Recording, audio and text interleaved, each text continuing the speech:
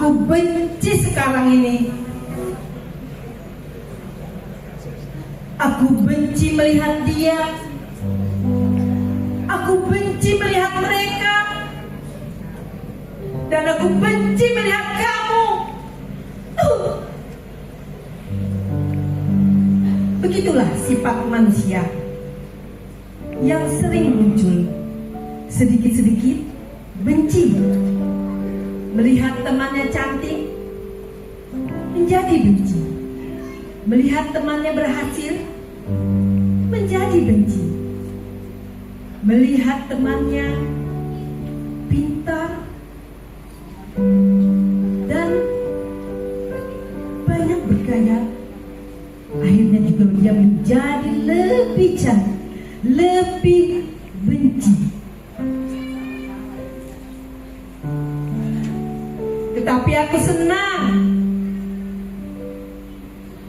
Ini membuktikan bahwa aku adalah sifat yang paling banyak dimiliki oleh manusia. Hei benci, diam kamu. Bukan kamu yang paling banyak diminati manusia. Kamu salah. Enak aja kamu bilang dirimu paling hebat. Aku sifat yang paling banyak diminati oleh manusia. Kau hanya dimiliki oleh orang-orang dewasa saja. Tapi kalau sifat pemarah seperti aku ini, mulai dari anak kecil sampai lansia, punya sifat pemarah. Lihat saja, kalau seorang anak kemauannya tidak dituruti oleh orang tuanya, pasti dia marah. Apalagi orang dewasa, wah, maunya marah terus. Sekarang ini sudah ada orang tua yang tega menganiaya anak-anaknya kalau dia marah. Atau sebaliknya, ada anak yang tega menganiaya orang tuanya kalau marah. Benar kan? Benar? Benar kan? Nah, itu artinya akulah yang dapat mematahkan hubungan orang lain yang paling banyak di hati manusia. Dasar. La la la la la la la la la la la la la. Ah, indah sekali dunia ini. Lihatlah pohon Natal ini, sangat indah dengan lampunya yang berkedap-kedip, hiasannya yang cantik, dan bunga-bunga yang berkembang. Aku juga bisa menghirup udara sebebas-bebasnya tanpa bayar alias gratis. Aku adalah si sukacita. Dunia akan terasa indah andai setiap orang mampu untuk bersukacita. Tetapi sayangnya saat ini banyak yang lupa untuk bersukacita karena keadaan. Ada yang bilang, aku terlalu sibuk, sembako mahal, bagaimana mau bersukacita? Jangankan untuk bersukacita, tersenyum saja rasanya susah, mukanya cemberut saja. Kalau saja setiap orang mau bersyukur untuk berkat Tuhan, pasti akan lebih mudah untuk tersenyum. Kau benar sekali sukacita. Kalau saja setiap orang bisa bersyukur, maka setiap orang akan merasakan betapa Tuhan berkati hidupnya. Memang rezeki tiap orang itu berbeda-beda, tapi bagi Tuhan setiap orang itu sama. Di mata Tuhan tidak ada yang lebih tinggi atau rendah, tidak ada yang lebih terhormat atau hina. Kalau setiap orang menyadarinya, maka mereka akan selalu bersuka cita dan rendah hati. Alah, gak usah muluk-muluk lah. Di dunia ini sudah jarang orang seperti itu. Kalaupun ada, itu tidak seberapa. Mungkin juga hanya pura-pura seperti aku. Aku kan bisa dipanjangkan munafik, muka nabi tapi pikiran lain-lain. Rugi dong. Aku sudah muka cantik, punya uang banyak, pekerjaan bagus, punya baju yang cantik, yang pantas dipamerkan seperti aku ini. Tetapi hatiku siapa yang tahu? Jadi yang paling banyak di dunia ini adalah orang yang sering pura-pura baik, biar dia dipuji dan disanjung. Jadi akulah sifat yang paling banyak diminati orang.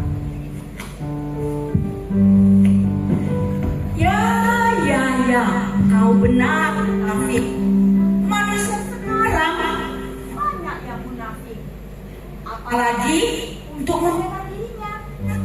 Tetapi kau harus sadar bahwa awal dari pura-pura dan kemunafikan itu berasal dari aku, si pembohong. Orang tua saja mau berbohong, apalagi anak-anak, supaya mereka tidak dimarahi orang tuanya. Pokoknya bohong lebih banyak disukai. Malahan lagu sekolah minggu ada yang berbunyi begini: bohong itu dosa, asik. Tetapi kenyataannya tetap saja mereka berbohong. Jadi akulah yang banyak diminati orang. Tidak juga kok. Masih banyak orang mempunyai sifat sabar seperti aku ini. Misalnya, orang tua. Mereka dengan sabar, mendidik, dan merawat anak-anak mereka sejak kecil agar tidak berperilaku seperti kalian, pembohong, pemarah, dan munafik. Malah banyak orang tua yang tidak tidur hanya karena menjaga dan memikirkan anak-anak mereka. Lihat juga para guru di sekolah minggu, mereka tetap sabar walaupun anak didik mereka itu nakal. Jadi jangan bohong kok pembohong.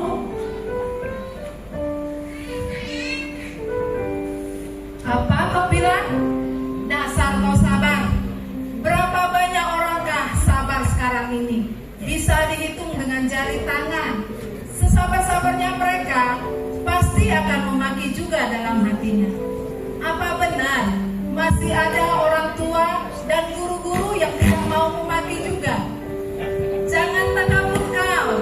Anak kecil sekarang saja buktinya gampang sekali diajari memaki. Jadi akulah seharusnya yang dimahkotai. Hei. Wah, mahkota? Apa tidak salah itu? Kau harus lihat dulu lebih jelas. Aku adalah iri hati. Kalian tahu bahwa saat ini sedang galak-galaknya manusia tidak senang melihat orang lain bahagia. Malahan senang melihat temannya susah. Itu karena iri hati, tahu. Padahal dia tidak dirugikan kalau temannya senang. Tetapi begitulah, namanya juga iri hati.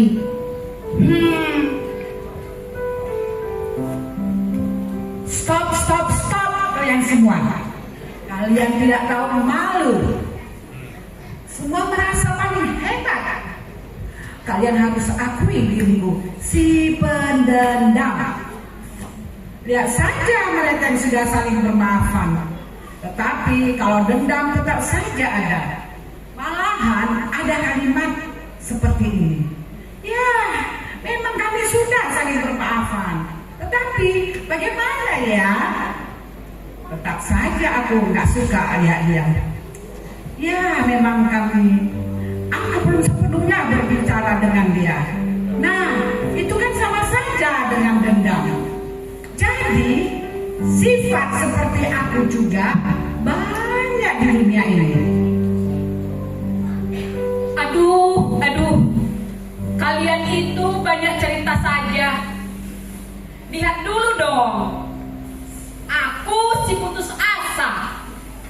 Aku bisa membuat manusia hancur sehancur-hancurnya, bahkan hingga bunuh diri. Tahu sendiri kan, kalau manusia itu tidak siap untuk gagal. Padahal terkadang kegagalan itu adalah perjalanan hidup, dan manusia itu tahu. Cuma karena manusia itu tidak terima kegagalan, langsung saja putus asa. Ada gagal cari kerja, ada gagal dalam cinta, yang ada bunuh diri. Pokoknya selalu putus asa. Jika tidak apa-apa, jika aku bukan yang terbanyak, tetapi akulah yang paling hebat.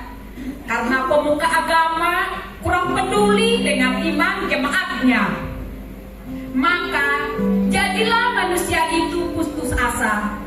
Itulah aku si putus asa.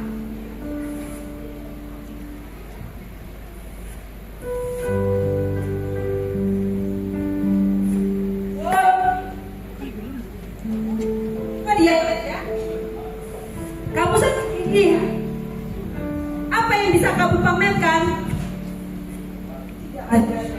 Pamerkan kawan. Sebagai justru aku merasa gagal untuk menciptakan kasih di tengah-tengah manusia. Lihat saja, sekarang banyak orang Kristen yang tidak peduli, tidak malu, dan tidak mau tahu. Pura-pura baik hanya untuk dipuji orang saja. Padahal ajaran utama orang Kristen adalah kasih. Dunia, seandainya kasih itu ada di tengah-tengah kita, betapa damainya. Sukacita pasti menjadi milik kita. Kita harusnya tahu, Yesus datang ke dunia juga karena kasih-Nya kepada kita umat manusia. Tetapi mengapa manusia-manusia ini jadi begini ya?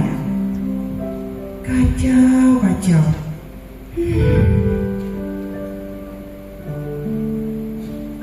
Hai sobatku, kamu tidak gagal, kamu berhasil. Walaupun sekarang ini mereka memiliki sifat-sifat yang menonjol, tapi percayalah, sudah banyak manusia kini yang sudah saling mengasihi.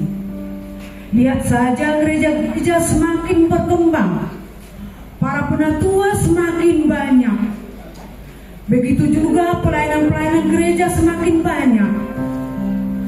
Manusia sudah semakin memahami dan saling mengerti. Begitu juga pelayanan-pelayanan gereja sudah semakin digalakkan. Dan memang benar, seperti yang dikatakan Yesus, banyak yang terpanggil tetapi sedikit yang terpilih. Setuju, bukan setiap orang akan menuai apa yang ditanamnya. Betul. Dan setiap orang harus mempertanggungjawabkan apa yang telah diperbuatnya. Masa penghakiman akan datang, dan Tuhan akan memberikan mahkota bagi setiap orang yang pantas menerimanya. Kalian semua kalian senang kalau dunia ini kacau balau? Ketahuilah kelak kalian juga akan menerima upahnya. Kalian akan dihukum Tuhan dan akan dicampakkan ke dalam api neraka. Apakah itu yang kalian mau? Ampun, tidak, jangan. Kami tidak mau dipanggang dalam api neraka. Katakanlah, apa yang harus kami perbuat agar kami selamat? Benarkah? Benarkah kalian mau? Aku sangat senang sekali mendengarnya. Mari bertobatlah. Ampunan Tuhan selalu ada buat kita. Berserahlah kepadanya, karena Dia yang lahir di kandang domba, disalibkan dan mati untuk menebus dosa kita semua, adalah bukti cinta kasih-Nya kepada kita. Sekarang tanggalkanlah sifat burukmu itu. Mulailah hidup baru di dalam Tuhan. Hore! Dunia akan tetap indah. Senyum akan terasa kembali karena kedamaian diam di antara kita. Maka aku mau hidup 1000 tahun lagi. Terima kasih Tuhan Yesus. Terima kasih Tuhan Yesus.